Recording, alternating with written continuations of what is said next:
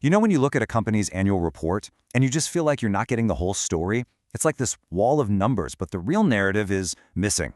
Well, there's a huge movement to change that. We're going to dive into an evolution in how companies tell their story, and it's called integrated reporting. It really all boils down to this one big question. Is a company just its profits and losses? Or is it something more? Its strategy, its impact on the environment, its relationships with its people and its customers. And that is exactly the problem that integrated reporting, or IR for short, is designed to solve. Here's a great way to think about it. A traditional report, that's the box score from a game. It tells you the final numbers, just a quick financial snapshot. But an integrated report, well, that's the full season analysis. It gives you the strategy, the big plays, the unexpected challenges, and the outlook for what's next. It's not just the numbers, it's the whole story. So how does this actually work? I mean, it's not just a free-for-all where companies dump a bunch of random information. Nope. The entire framework is actually built on a set of core ideas. Let's dig into the philosophy that guides every single integrated report. First up is materiality. And honestly, this one is absolutely crucial. It's all about cutting through the noise. An integrated report isn't supposed to include everything.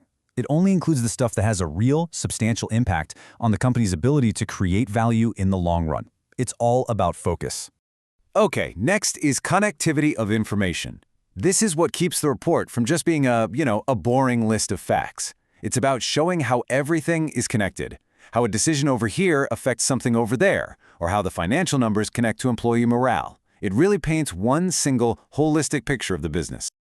And this next one, this is one of the most powerful ideas in the whole framework.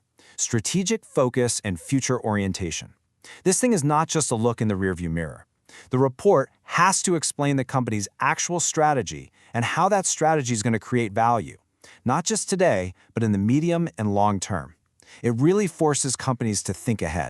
And then a few other principles kind of wrap this all together, making sure the report really considers its stakeholders, that it's concise, that it's reliable, which means sharing the good and the bad news, and that it's consistent from year to year so you can actually track their progress. It's a whole package deal designed for trust and real insight.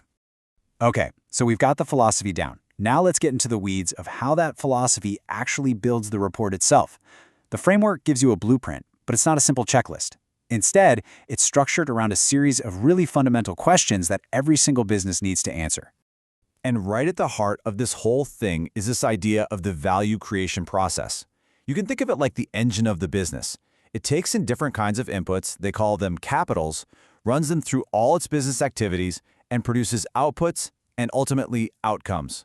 All the key questions we're about to talk about fit right into this model.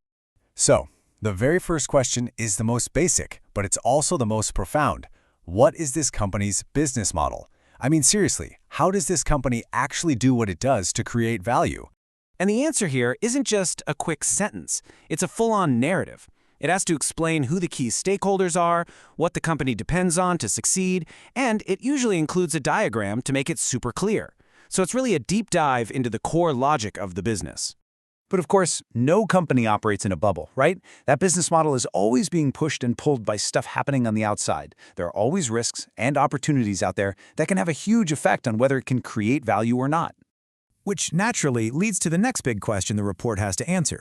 This is where a company has to be totally transparent about the specific challenges it's facing and the unique opportunities it sees coming down the pike. And this isn't just some laundry list. A good report will tell you where these risks are coming from, what the potential damage could be, and, this is the most important part, what their plan is to manage them. It basically shows you that they're not just waiting for things to happen to them, they're on top of it. So after all the business activities, after the engine has been running, what happens? Well, we get to the results. That's the performance and the outcomes. This is where the company has to report on what it actually got done. And the framework asks this in a very direct way. Did you do what you said you were going to do? To what extent did you actually achieve your strategic goals? It's a pretty simple but powerful accountability check.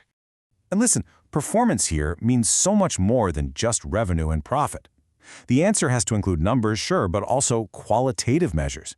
It needs to connect what happened in the past to what they're planning for the future and show you the link between financial results and other important stuff like customer satisfaction or environmental impact. Okay, this all sounds really great in theory, right? But what about in the real world? What's the actual business case for a company to go through all this work? Let's do a little reality check and get into the benefits and the challenges.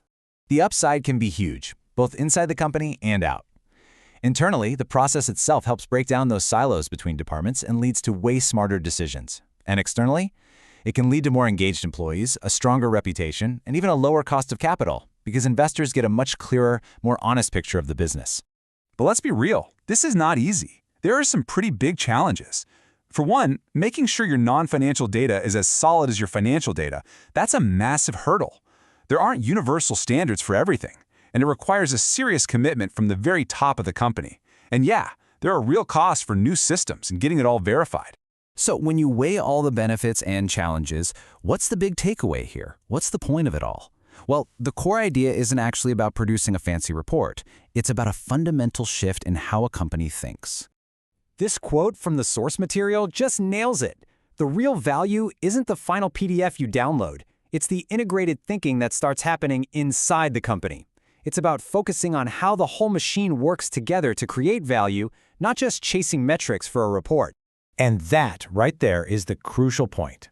Adopting this way of reporting is a catalyst. It forces a company to get to know itself better, to connect the dots between all its different parts, and to really think strategically about its long-term future. The report is just the outcome. The integrated thinking is the real prize. Which really leaves us with one final big question. As all of us, investors, employees, customers, start demanding a more complete, more forward-looking story from companies, is this comprehensive, connected approach the future of how all businesses will communicate their true value? It's definitely something to think about.